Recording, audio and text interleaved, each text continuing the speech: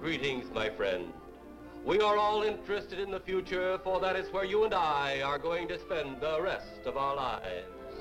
And remember, my friend, future events such as these will affect you in the future. You are interested in the unknown, the mysterious, the unexplainable. That is why you are here. And now, for the first time, we are bringing to you the full story of what happened on that fateful day. We are giving you all the evidence based only on the secret testimony of the miserable souls who survived this terrifying ordeal. The incidents, the places. My friend, we cannot keep this a secret any longer. Let us punish the guilty. Let us reward the innocent. My friend, can your heart stand the shocking facts about grave robbers from outer space?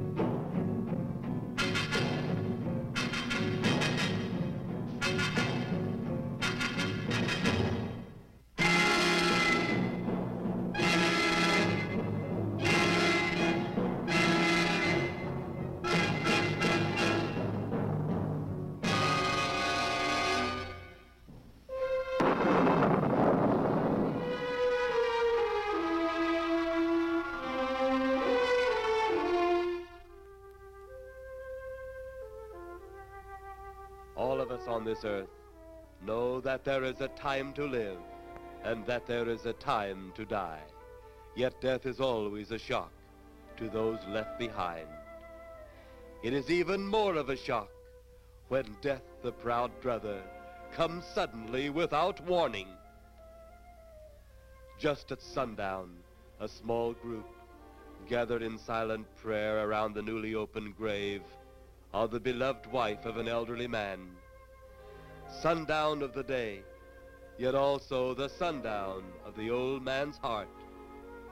For the shadows of grief clouded his very reason.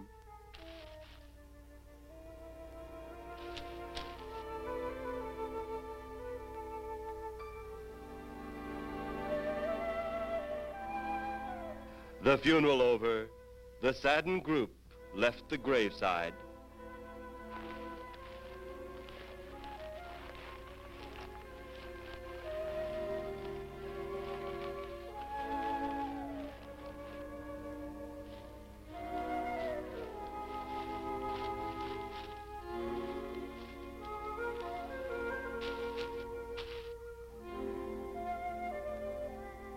It was when the gravediggers started their task that strange things began to take place.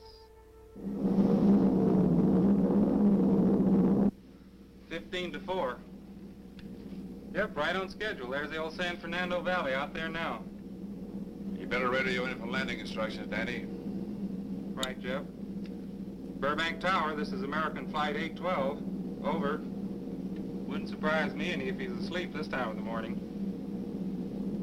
American Flight 812, this is Burbank Tower.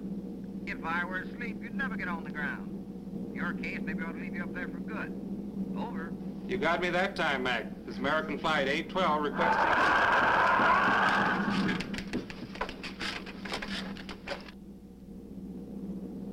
Burbank Tower to American Flight 812. Over. Burbank Tower to American Flight 812. Over. Holy mackerel. Burbank Tower to American Flight 812. Are you in trouble? Trouble? Take a look for yourself. What in the world? That's nothing from this world. Burbank Tower to American Flight 812. Are you in trouble? Are you in trouble? Mayday, mayday. Stand by, Burbank Tower. You suppose a passenger saw it? I doubt it. Most of them were asleep. But it was quite a jolt, Jeff. I'll check. Good. We'll get it ready for landing. And keep it quiet until we get instructions. Right. Okay, Danny. American Flight 812, reporting to Burbank Tower. Over.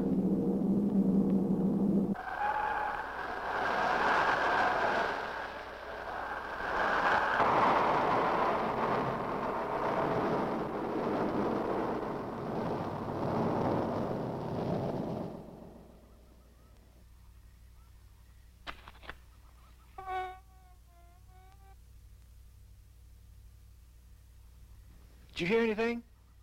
I thought it did. Don't like hearing noises, especially when there ain't supposed to be any. Yeah, sort of spooky-like. Maybe we're getting old. Whatever it is, it's gone now. That's the best thing for us, too. Gone. Yeah, let's go.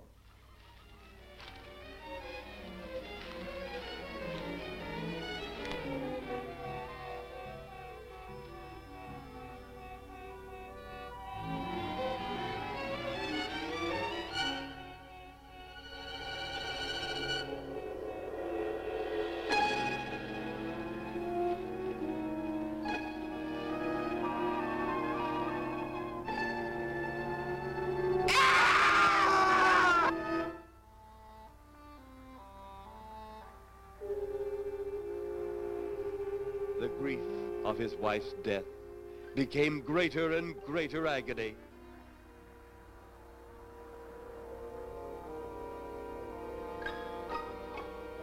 The home they had so long shared together became a tomb, a sweet memory of her joyous living. The sky to which she had once looked was now only a covering for her dead body.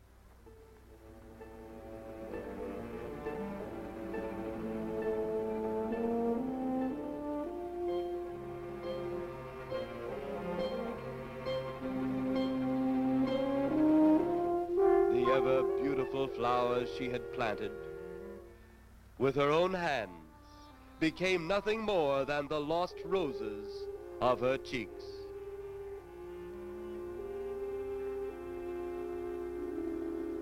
Confused by his great loss, the old man left that home, never to return again.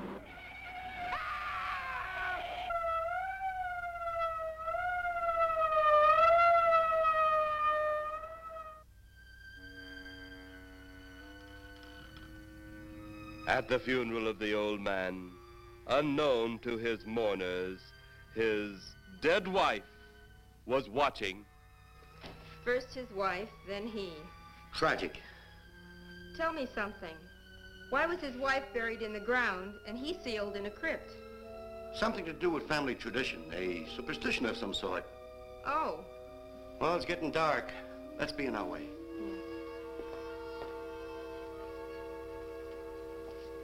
Then, as two of his mourners left his final resting place,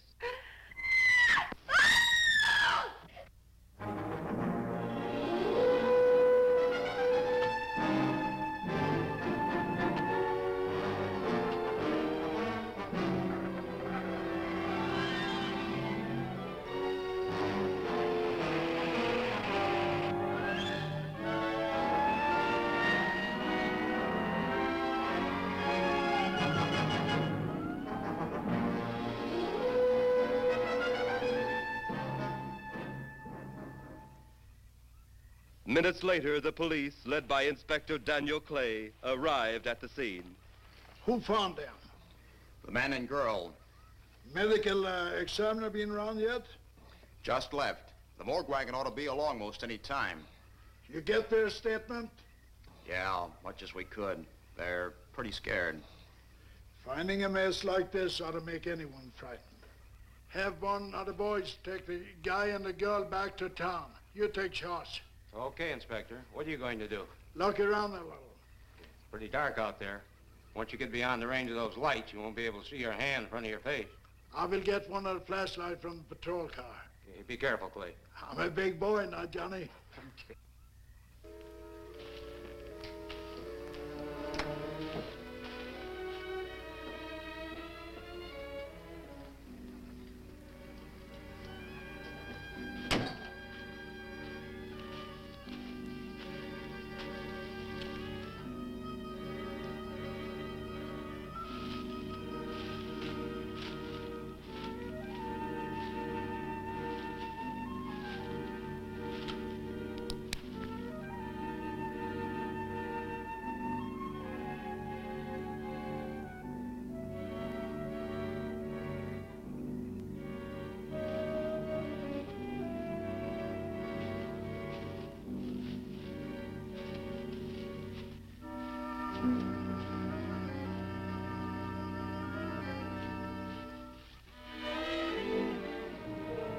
Oh, it looks like a bobcat tore into them. Yeah.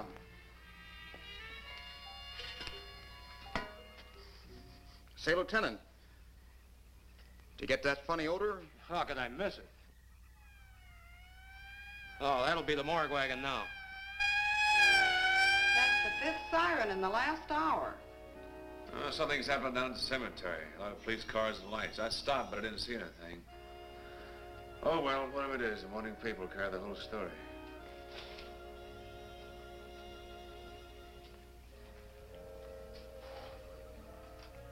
You seem to still be up there somewhere. Maybe I am. I don't think I've ever seen you in this mood before. I guess it's because I've never been in this mood before.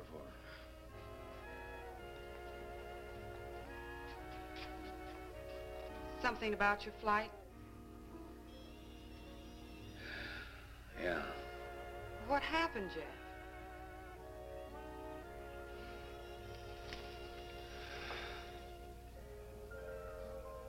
I saw a flying saucer. Saucer? You mean the kind from up there? Yeah, its counterpart. It was shaped like a huge cigar. Dan and Edith saw it, too. And when it passed over, the whole compartment lighted up with a blinding glare. Then there was a tremendous wind that practically knocked us off our course. Well, did you report it? Yeah, I radioed in immediately, and they said, we'll keep it quiet until you land. And as soon as we landed, big Army brass grabbed us and made us swear to secrecy about the whole thing. Oh, it burns me up. These things have been seen for years. They hear, it's a fact. And the public ought to know about it. There must be something more you can do about it. Only there isn't. Oh, but what's the use of making a fuss? But last night I saw a flying object that couldn't have possibly been from this planet. But I can't say a word. I'm muzzled by Army brass. I can't even admit I saw the thing.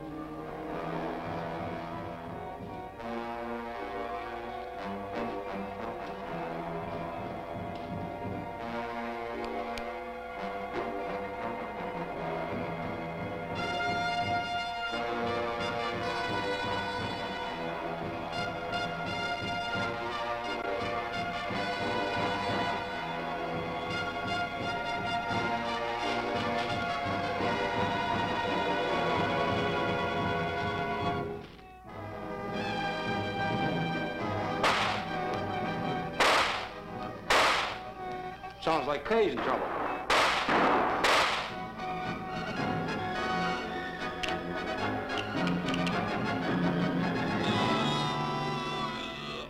If that apparition we saw had something to do with it, come on.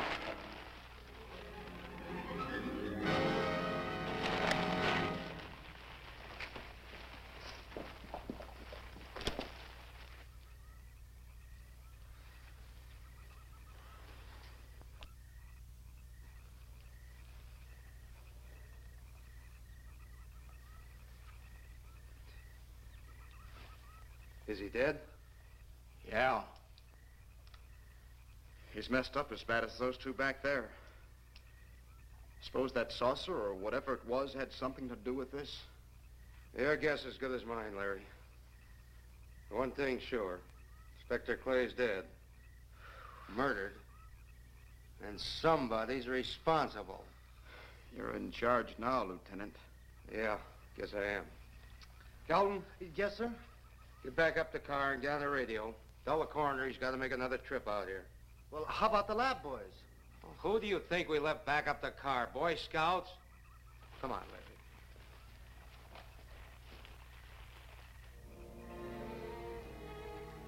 Greater love hath no man than to lay down his life for another.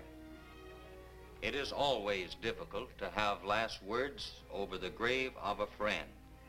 And Inspector Daniel Clay was a friend, a dear friend to me and to all of us.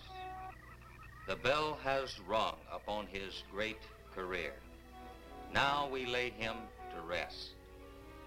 A rest well deserved, but so premature.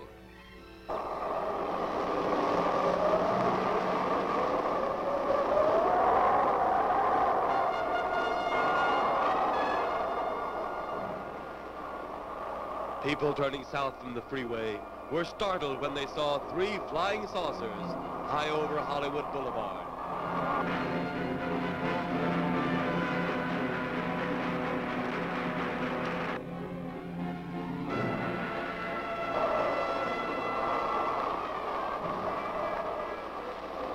A woman, startled by the sight in the sky, telephones the police.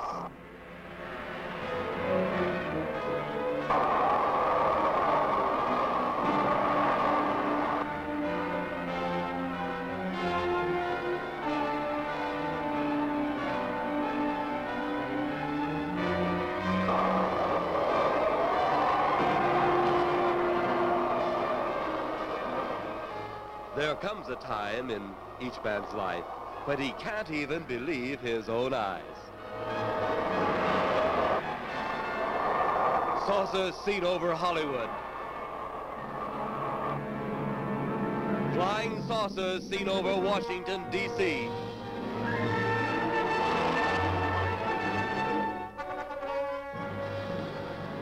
The Army convoy moved into the field.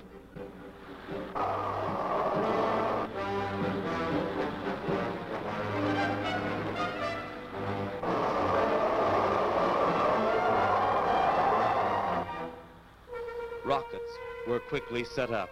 Colonel Tom Edwards, in charge of saucer field activities, was to make the greatest decision of his career.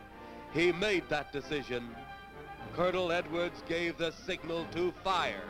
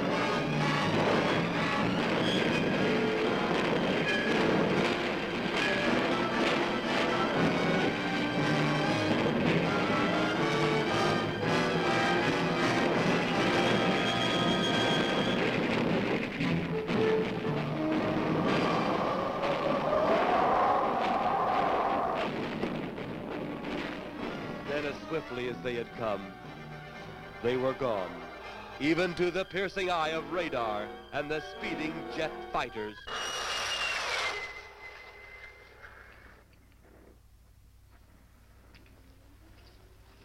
Quite a sight, wasn't it, sir? A sight I'd rather not be seeing. Are you worried about them, sir? Well, they must have a reason for their visits. Visits? Well, that would indicate visitors. Well, the big gun's the usual way of welcoming visitors. We haven't always fired at them. Oh? For a time, we tried to contact them by radio, but no response. Then they attacked a town. A small town, I'll admit, but nevertheless a town of people. People who died. I never heard about that, sir. Well, it was covered up by the higher echelon. Take any fire, any earthquake, any major disaster, then wonder. Flying saucers, Captain, are still a rumor, officially. Looks like we beat them off again, sir. What do they want? Where are they from? Where are they going? They, sir? Who? Well, this is a training maneuver, sir.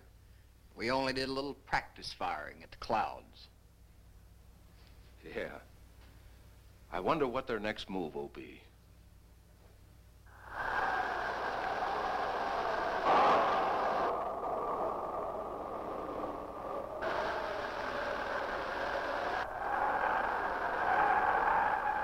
What will their next move be?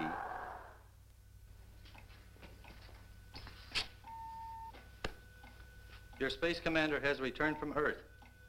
Send him in.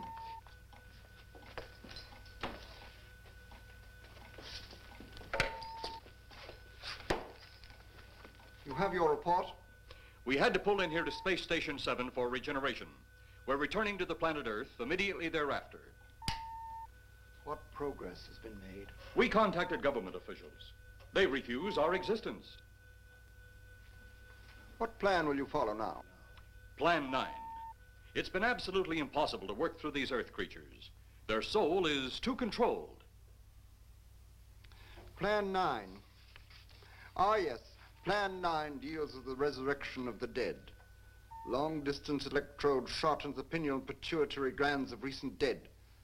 Have you attempted any of this plan as yet? Yes, Excellency. How successful has it been? We have risen too so far.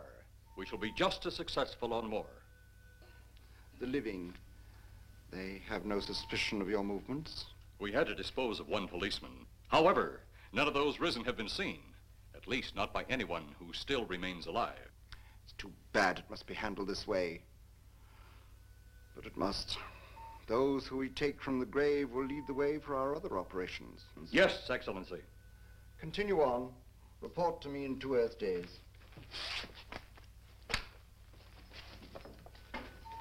I feared His Excellency wouldn't take our report this well. Well, had he been dealing with our own people, his reaction would have been completely different. He understands the difficulties of the Earth race. What do you think will be the next obstacle the Earth people will put in our way? Well, as long as they can think, we'll have our problems. But those whom we're using cannot think. They are the dead, brought to a simulated life by our electrode guns. You know, it's an interesting thing when you consider the Earth people who can think are so frightened by those who cannot, the dead. Well, our ship should be regenerated. We better get started.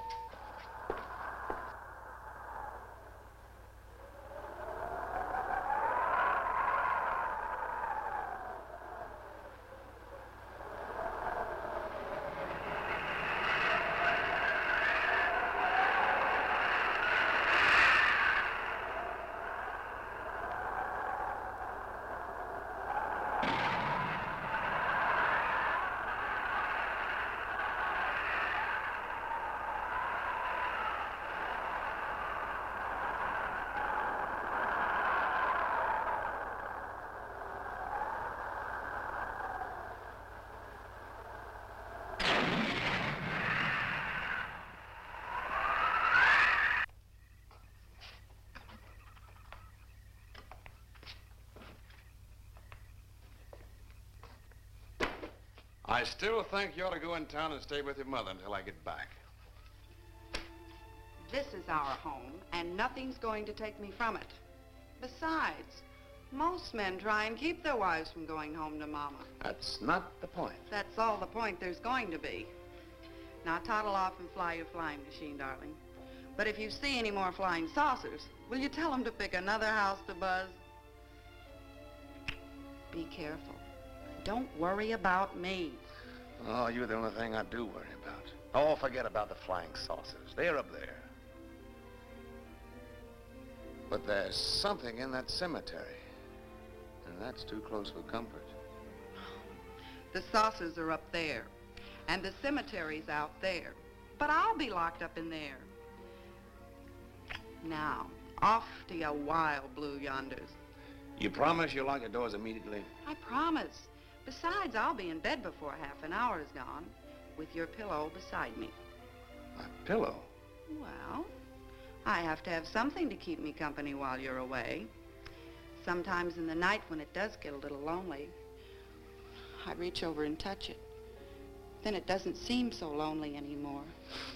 A crazy kid.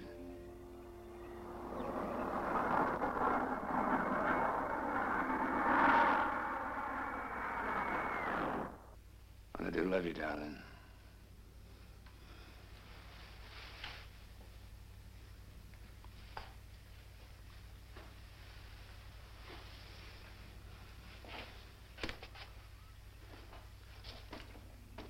See you Thursday. Goodbye, honey.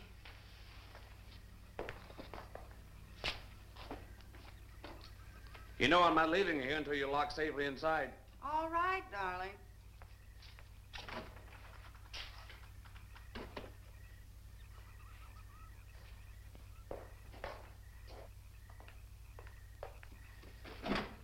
If you're especially nice, I may even lock the side door. And be sure you keep the yard lights on.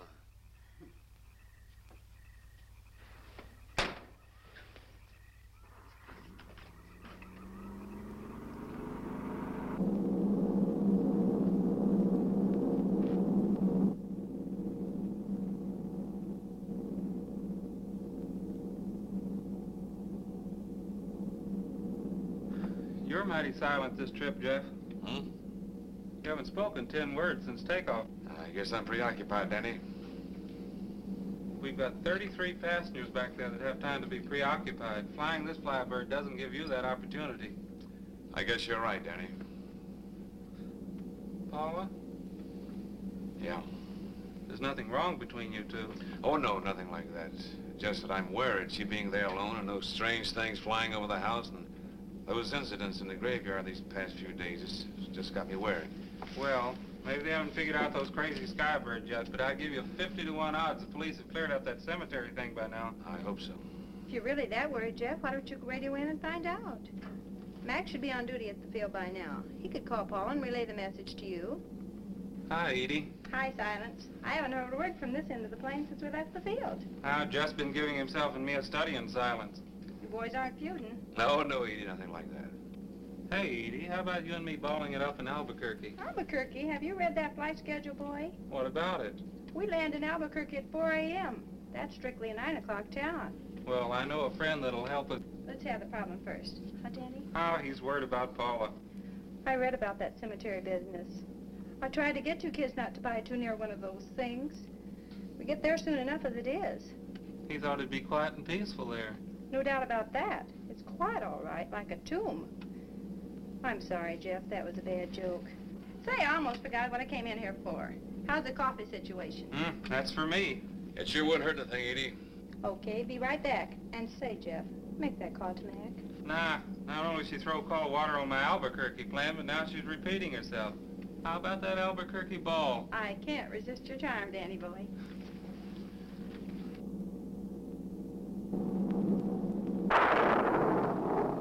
Residents near the cemetery paid little attention to the blast of thunder and the flash of lightning. But from the blast arose the moving figure of the dead old man.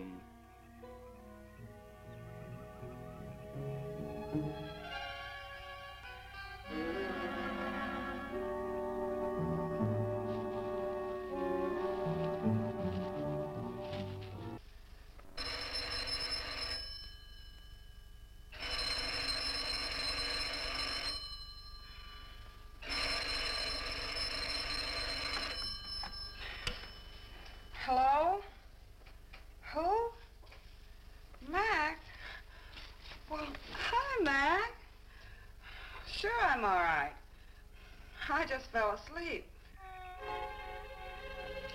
Tell Jeff I'm all right. Okay, Mac. Thanks for calling. Good night.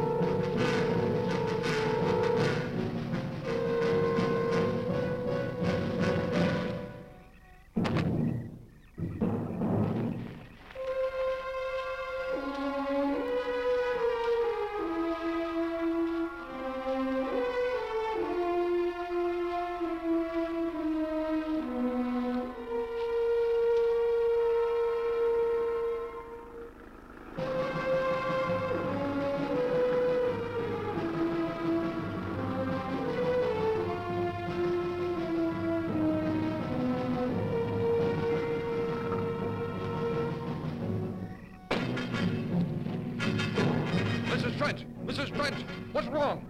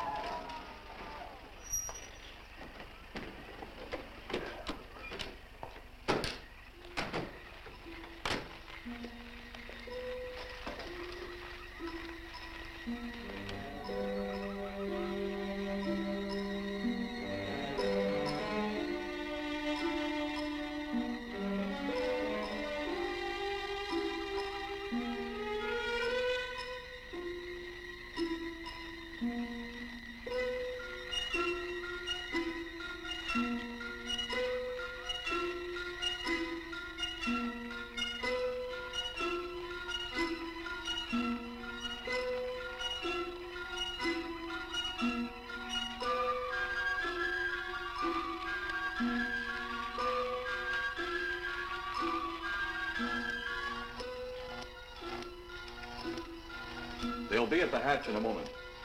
You can open it now, Tanner.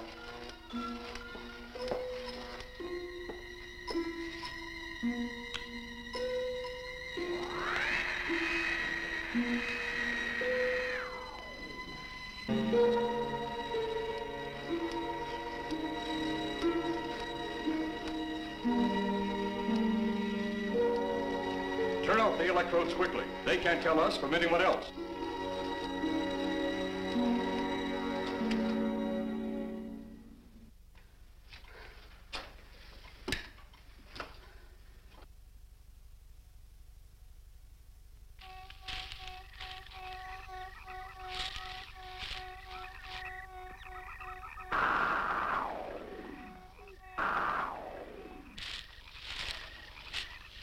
It's tough to find something when you don't know what you're looking for. I don't think the lieutenant does either. Then what are we doing out here?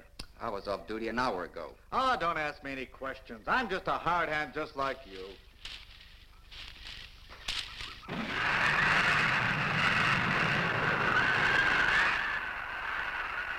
What do you suppose that noise was? Whatever it was, it's no more strange than the other things happening around this cemetery. Spirits like old Farmer Caller talked about. Well, maybe. The only spirits he saw tonight were those I smelled on his breath. Well, don't forget, Miss Trent claims to have seen them, too. She didn't have anything on her breath. She was hysterical. Well, true, she was frightened and in a state of shock. But don't forget that torn nightgown and the scratched feet. Yeah, I hadn't thought of that. Guess that's why you're a detective lieutenant and I'm still a uniformed cop. Sometimes it's only the breaks, Larry. Meantime, let's get going. Lieutenant, did you hear that? How could we help it? It sure was strange. Know what it was? No more than you do. If it went for orders, I'd get out of here right now. It was a saucer. A flying saucer? What makes you say that? Do you remember the noise we heard the other night? We were knocked to the ground. How could I forget? Exactly. But you're not remembering that sound. There you're wrong, Lieutenant. I'm with the fact the sound is similar, but what about the blinding light? Oh, haven't you heard? Been many times the saucer hasn't had a glow. Or a light of any kind, for that matter.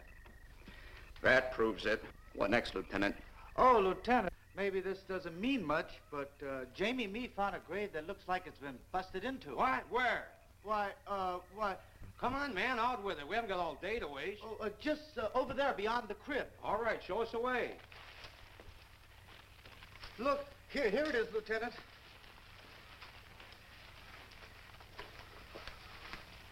It's been broken into, all right. Strange. If someone had broken in, the dirt should be piled up here somewhere. It looks like it's fallen into the grave.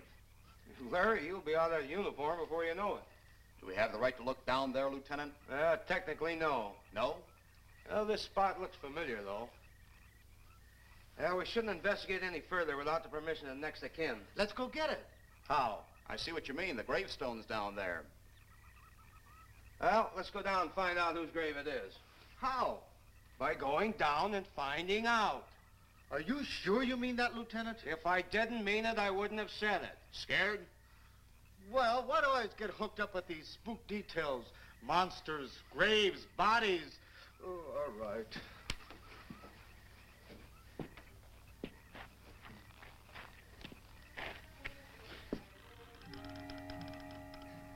Casket's here, but nobody's in it.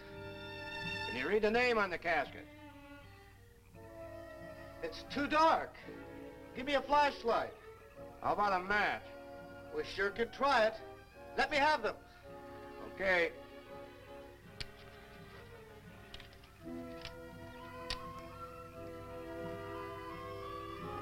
It's Inspector Clay's grave, but he ain't in it.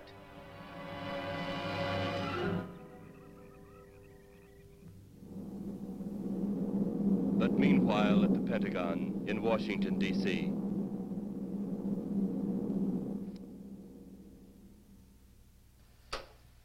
Right, G2. Come in. Yes, of course. I'll keep in touch. Come in, Colonel Edwards. Close the door. At ease, Colonel. Thank you, sir. Sit down.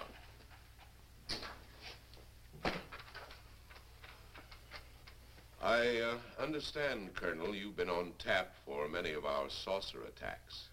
I'm in charge of field operations, sir.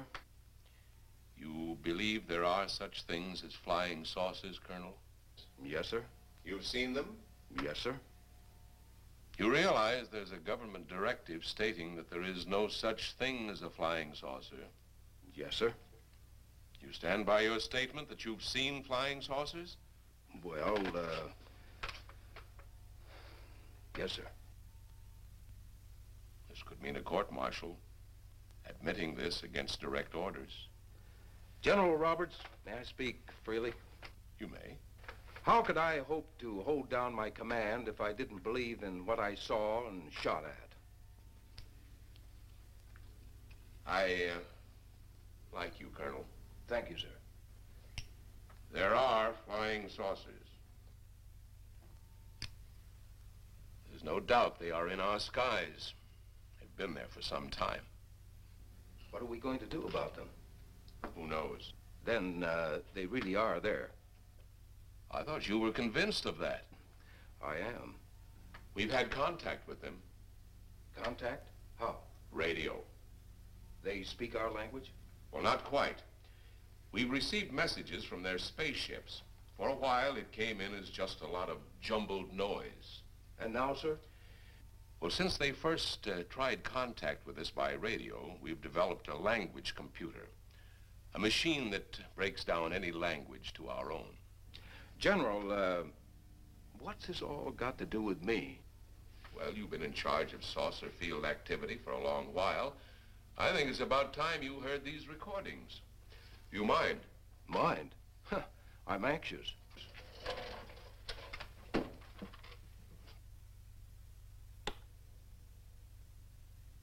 This is Eros, a space soldier from a planet of your galaxy. I fully realize our language differences. However, I also know you finally have perfected the dictorobotery, or as you on Earth call it, the language computer, so you can now understand that which I speak. Since the beginning of your time, we have been far beyond your planet. It has taken you centuries to even grasp what we developed eons of your years ago. Do you still believe it impossible we exist? You didn't actually think you were the only inhabited planet in the universe. How can any race be so stupid? Permit me to set your mind at ease. We do not want to conquer your planet, only save it. We could have destroyed it long ago if that had been our aim. Our principal purpose is friendly. I admit we have had to take certain means which you might refer to as criminal. But that is because of your big guns which have destroyed some of our representatives. If you persist in denying us our landings, then we must only accept that you do not want us on friendly terms. We then have no alternative but to destroy you before you destroy us.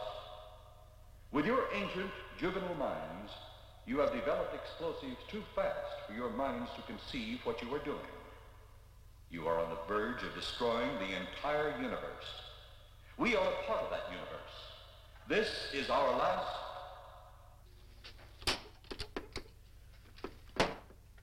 That's the end of that one. Atmospheric conditions in outer space often interfere with transmitting. How many of these recordings do you have, General? An even dozen up to now. This was the last one. We received it over a month ago. You think they mean business? We can't afford to take any chances. Come over here. You ever been to Hollywood? Oh, a couple of times, a few years ago. You're going to be there in the morning. Just a few minutes from Hollywood, in the town of San Fernando, reports have come in of saucers flying so low the exhaust knocked people to the ground. There have even been stated claims of saucer landings. Major Carlson will replace you while you're out there.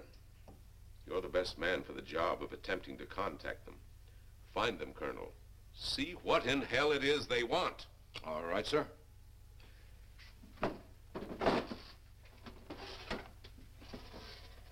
These are confidential reports, Colonel. Read them over carefully on the plane. Turn them over to intelligence when you get to Los Angeles. They'll have further orders for disposition. Yes, sir. Colonel Edwards? Yes, sir. Good luck. Thank you, sir.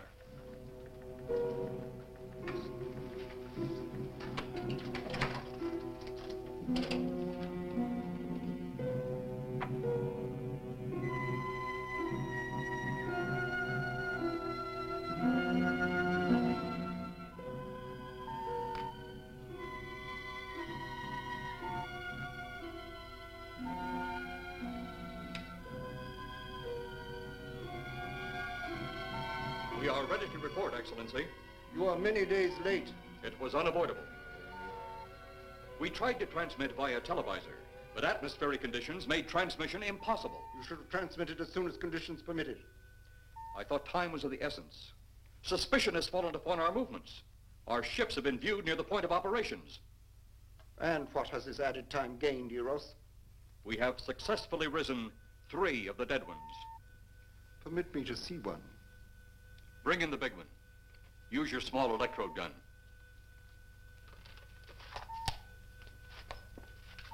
I have taken 2 ships from your command.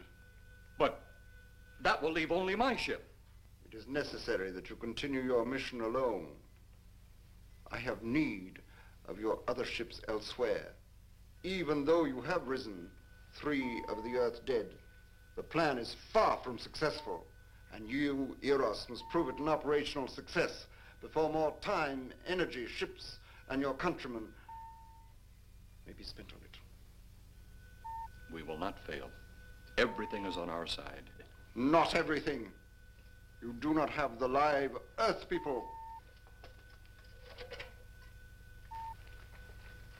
You reported that your ship was viewed at the scene of your present operations. That is correct. They have been viewed many times, but not at the scene of operations. Something must be done about that.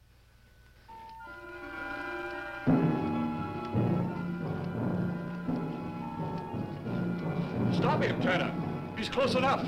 Turn off your electrode gun. No! No!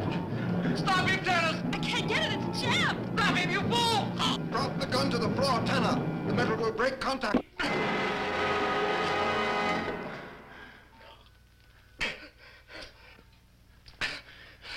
That was too close.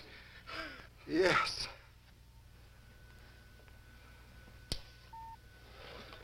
Bring the giant here that I may get a better look at him.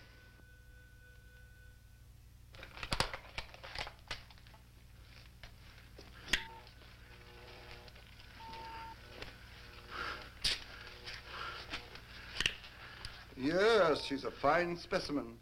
Are they all this powerful on planet Earth? This one is an exception, Excellency. What are the other 2 like?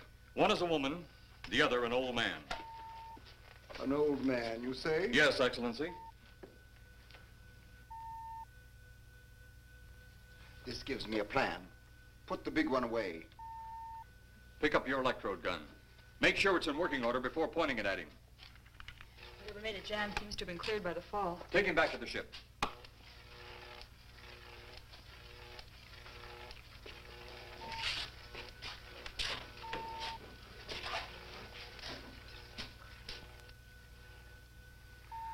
The old one must be sacrificed. Re-land on Earth. Send the old one to enter a dwelling. Then cut the electrokinetic and turn on your ship's decomposure ray. The result will astound those watching. Astound them enough to delay their intention until you have gained your other recruits from the cemetery. Yes, Excellency. It'll be done. Report to me when this has been accomplished.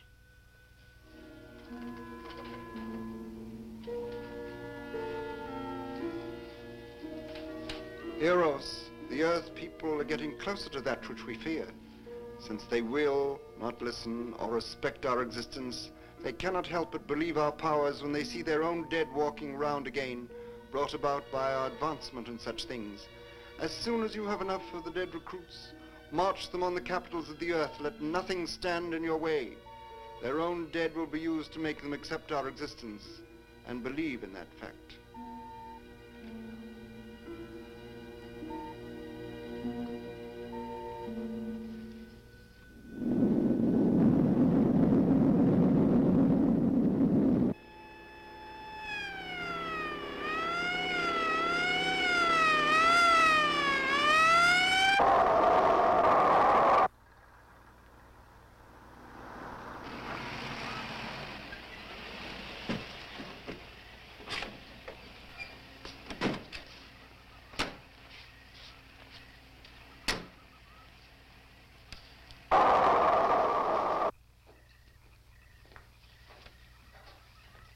Pleasure, Miss Strand.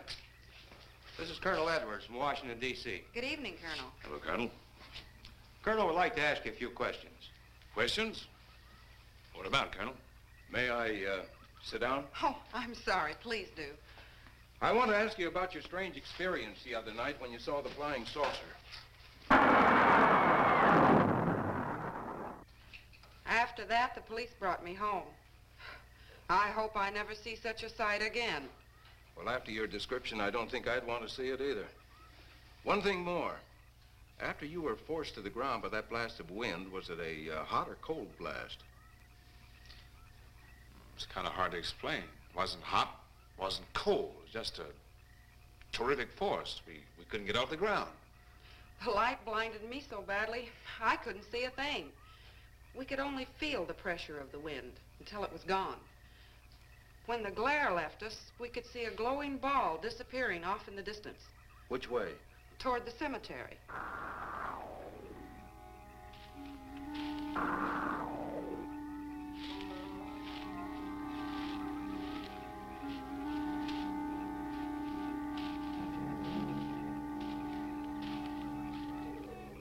This is the most fantastic story I've ever heard. And every word of it's true, too. That's the fantastic part of it. Colonel, we found a lot of suspicious things out in that cemetery. But then again, we didn't find anything to base a fact or suspicion on. Hey, do you hear anything?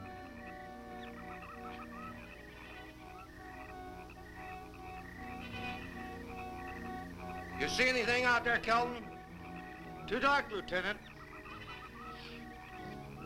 But something started stinking awful bad.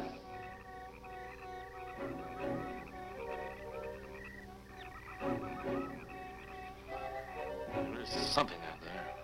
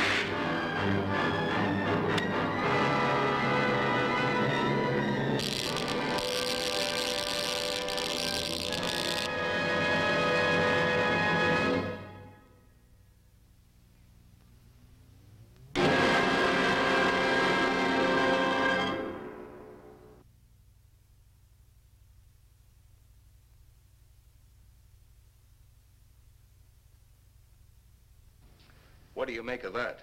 You got me. Didn't look that way a minute ago. What about your man? Oh, the excitement I forgot all about, Kelton.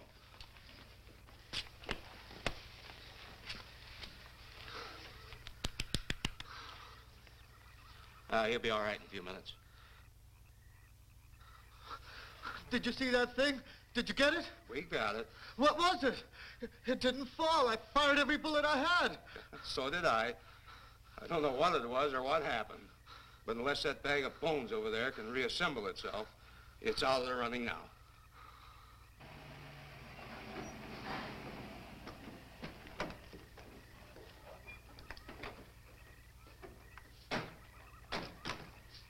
Colonel, I've been out here so often, you think I've taken a lease on this place. Not a long lease, I hope. I see what you mean. But you know, I can't help but feel the answer's out here somewhere. Is the girl safe? Mrs. Trent, you better stay with the car. Stay here alone? Not on your life. Modern women. Yeah, they've been that way all down through the ages, especially in a spot like this. Calvin. Yes, sir. Stay with Mrs. Trent. All right, Lieutenant. Now, you stay close to the officer, honey. I'd feel safer with you. Now, the lieutenant knows best. Oh, I don't like it, but I guess there isn't much I can do about it.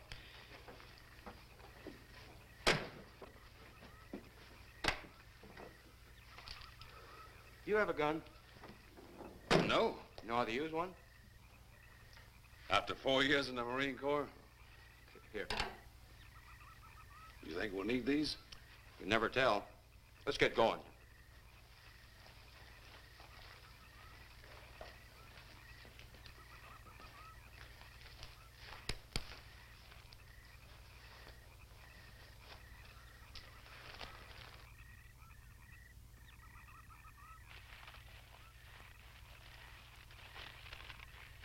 Would expect to find out here. Well, there's only one answer to that, Mr. Trent. We'll know when we find it. Inspector Clay's grave's right over here. Is that the one you told me was broken into? Yes.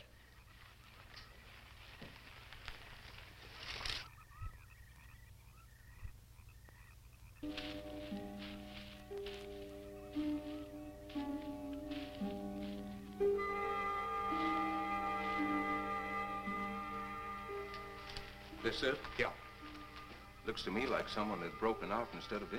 I figured that, but that's impossible. I wonder. Look, Colonel, some things just can't happen. Yeah, well, after that apparition that was draped across Mr. Trent's patio, I would say we should keep our minds open to anything. Look, Colonel, I'm a policeman. I've got to deal in facts.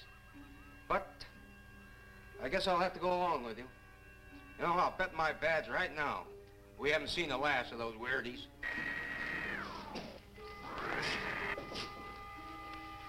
They'll discover our ship soon. You going to let them find us? It's the only way. These are the same men who have been so close so often. They must be halted before they can inform others about us. But there were others in the car. They'll be taken too. Send the big one for the girl and the policeman. I'll turn on the dictal robotary so we may converse with them.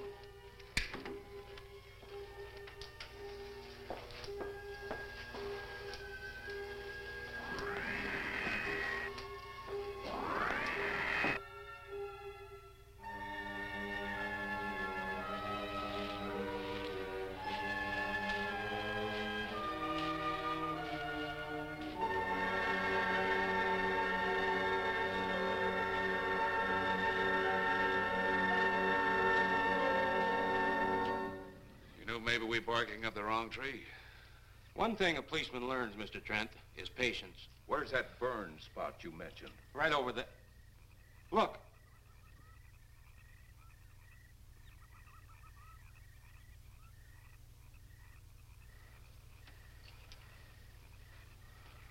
We'll investigate, but move carefully.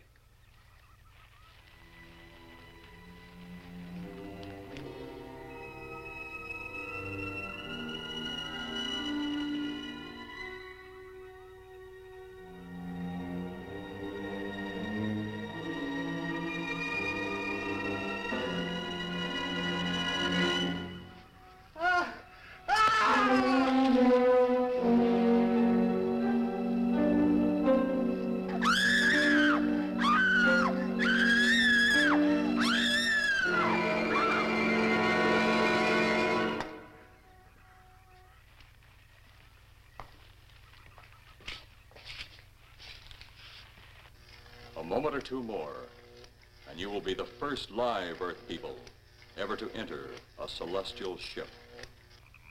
Wow. Boy, how can anything that big hide for so long a time? Never heard metal sound like that before. What do you see? Only my reflection. Must be some kind of one-way glass. I wonder how you get into this thing. I'm not sure I want to find out.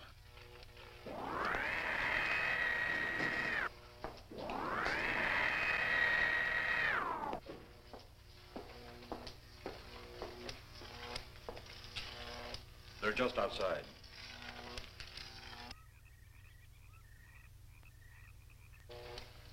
You can open the outer hatch now.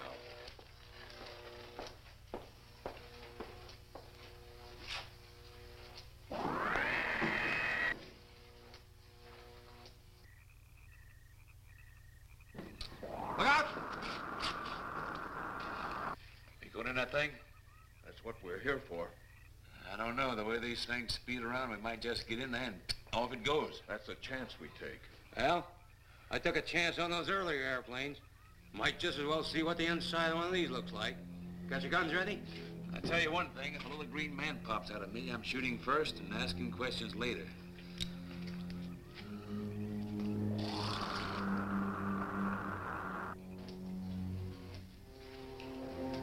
They're in the outer chamber now. Eros, do we have to kill them? Yes. Seems such a waste. Well, wouldn't it be better to kill a few now than, with their meddling, permit them to destroy the entire universe? You're always right, Eros. Of course. But those are not my words. Those are the words of the ruler.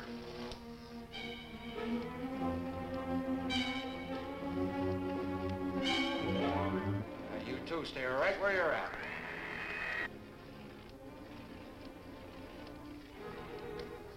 We will do as you command. For the moment. No for the moment about it. You just do as I tell you.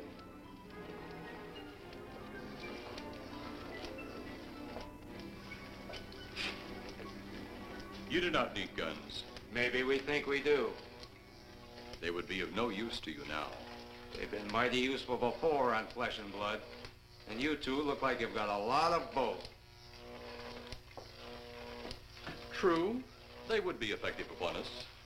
If you were to have the opportunity to use them... Mister, if you don't get away from that control board, I'll show you just how effective they can be. Shall we talk now or wait? Your friends will be here shortly. What friends?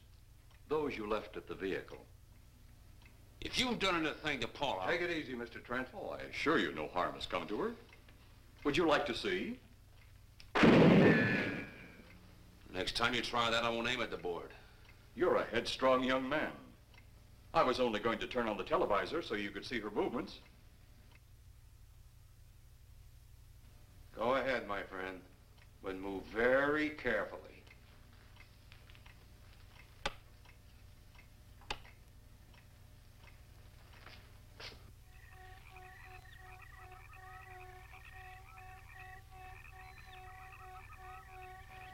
She's only fainted. You fiend. I? A fiend?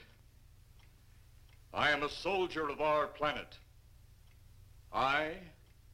A fiend? We did not come here as enemies.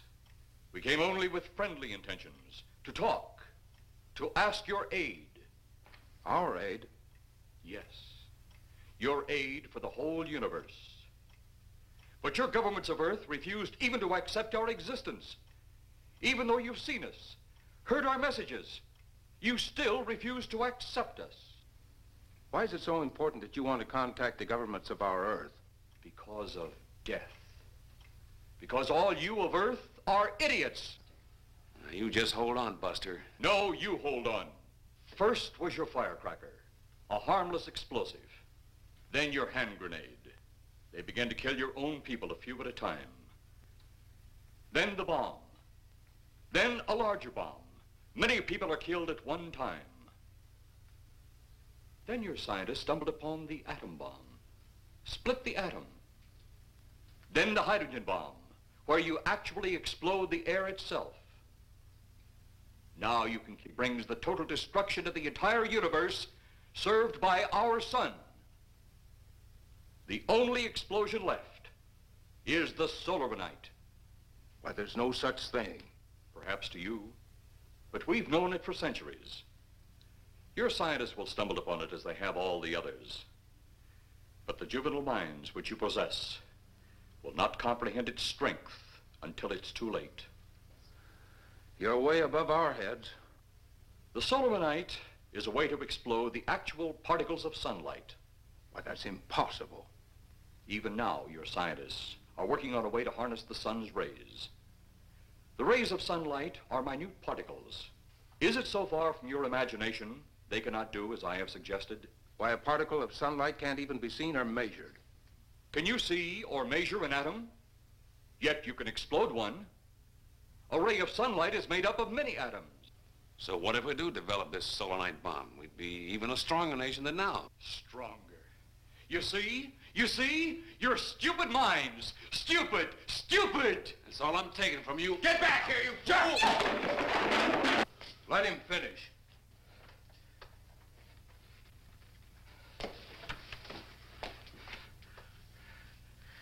It's because of men like you that all must be destroyed. Headstrong, violent, no use of the mind God gave you. You talk of God? You also think it impossible that we too might think of God? You, who wear the uniform of your country, you see, I wear the uniform of my country. Yes, we've had to use drastic means to get to you, but you left us no alternative. When you have the Solomonite, you have nothing. Nor does the universe. You speak of Solomonite, but just what is it? Take a can of your gasoline. Say, this can of gasoline is the sun. Now, you spread a thin line of it to a ball, representing the earth. Now, the gasoline represents the sunlight, the sun particles. Here we saturate the ball with the gasoline, the sunlight. Then we put a flame to the ball. The flame will speedily travel around the earth, back along the line of gasoline to the can, or the sun itself. It will explode this source and spread to every place that gasoline, our sunlight, touches. Explode the sunlight here, gentlemen. You explode the universe. Explode the sunlight here, and a chain reaction will occur direct to the sun itself and to all the planets that sunlight touches, to every planet in the universe. This is why you must be stopped. This is why any means must be used to stop you. In a friendly manner, or as it seems, you want it. He's mad. Mad? Is it mad that you destroy other people to save yourselves? You have done this. Is it mad that one country must destroy another to save themselves? You have also done this. How then is it mad that one planet must destroy another who threatens the very existence? That's enough! In my land, women are for advancing the race, not for fighting man's battle. Life is not so expansive on my planet. We don't cling to it like you do. Our entire aim is for the development of our planet.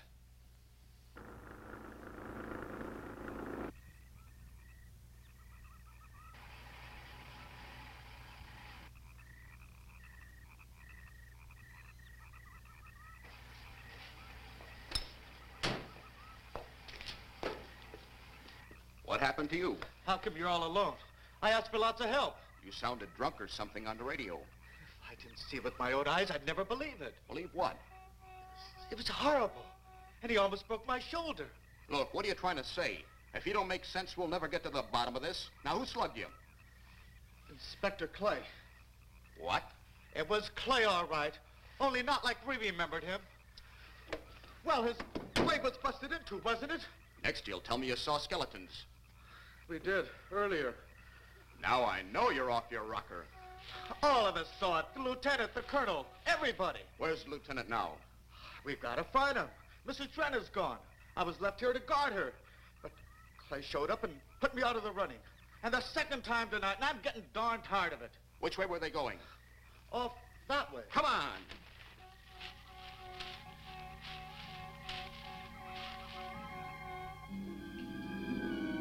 Then one day it could all be gone. One big puff of smoke and ball of fire. All that out there, the stars, the planets, all just an empty void. You two had better come along with us. Come with you? Where? The police station. So it seems you think you have the upper hand. Look out that window.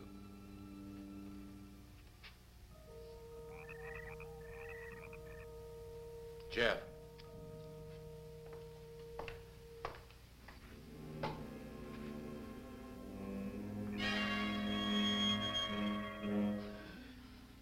She is unarmed, but he would kill in seconds if I so choose.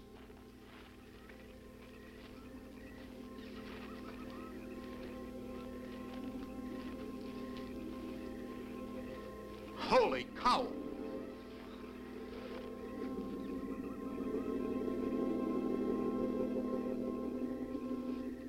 Look there. It's Clay, all right. There's no mistaking that. And he's got Mrs. Trent. Get your gun ready. From all I've seen tonight, guns won't do any good. Clay is dead, and we buried him. How are we going to kill somebody that's already dead? Dead! And yet there he stands. That other one earlier, I emptied a full clip into. I'm seeing it. That's the only reason I'm listening to you. Look, I've got an idea. Hurt him or not, we've got to try something. I'm going to sneak up behind him and whop him over the head. That ought to make a move. Follow me.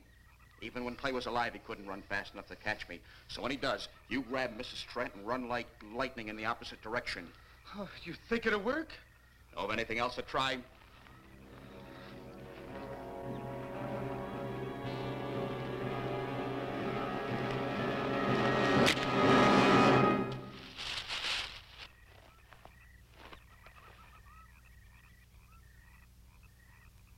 Oh, I'll be all right. Take care of the others. Your men have felled the big one. This could only happen because the electrode ray is off. He'll walk again when I turn it on. Hold it. Right there. Suppose the lieutenant and the others are in that thing. Well, supposing there are Martians or something in there.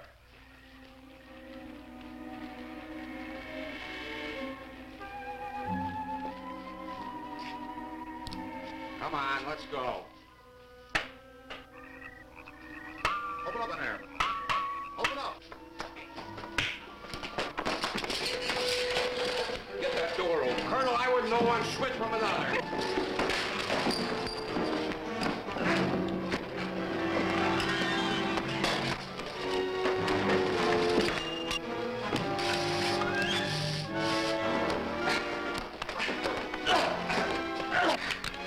Hold on to him, Eros. I'll have the ship in the air in a minute.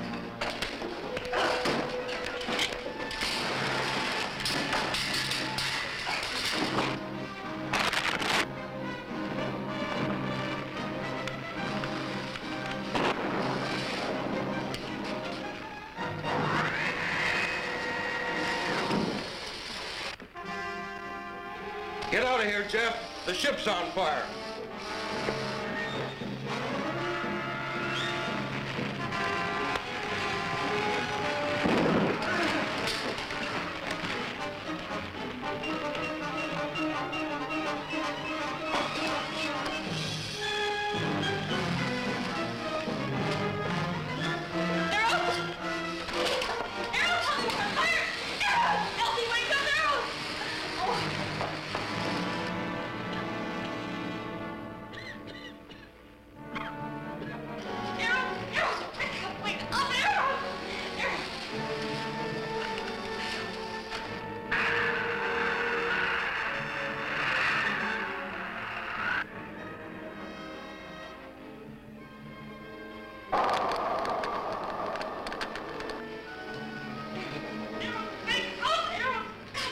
Ah, I wonder if that's the last we'll see of them. Perhaps. But sooner or later, there'll be others. Look!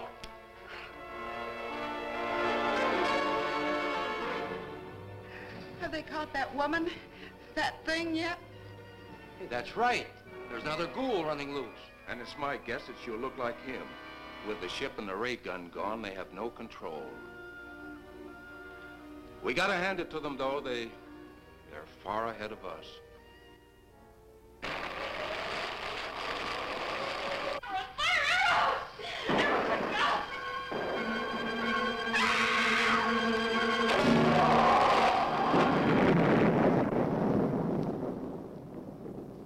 My friend, you have seen this incident based on sworn testimony. Can you prove that it didn't happen? Perhaps on your way home, someone will pass you in the dark, and you will never know it, for they will be from outer space. Many scientists believe that another world is watching us this moment. We once laughed at the horseless carriage, the airplane, the telephone, the electric light, vitamins, radio, and even television. And now some of us laugh at outer space.